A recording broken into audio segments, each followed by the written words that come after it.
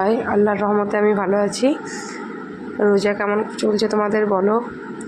এটা একটা ব্লাউজের শোল্ডার জয়েন করার আমি দেখাচ্ছি উইথ ফিনিশিংভাবে কীভাবে তোমরা শোল্ডারটা জয়েন করতে পারবে সেটা একবার দেখে নাও।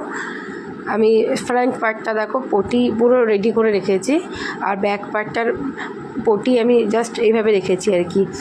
লাইনিংটা খুলে দিয়েছি আর লাইনিংটা সরিয়ে ফ্রন্ট পার্টের সাথে কাঁধের ওইটা শোল্ডারটা আর কি জাস্ট করলাম। এবার লাইনিংটাকে কি করব, ওই শোল্ডারের ওপরেই চাপিয়ে দেবো, মানে আমার যে ফ্রন্ট পার্টটা রাখা আছে তার ওপর আমি লাইনিংটাকে চাপিয়ে, যেমন আমরা 1/2 ইঞ্চ করে সেলাই করি সেরকম।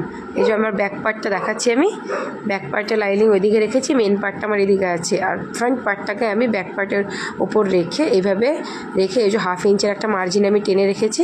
এই 1/2 ইঞ্চ শোল্ডার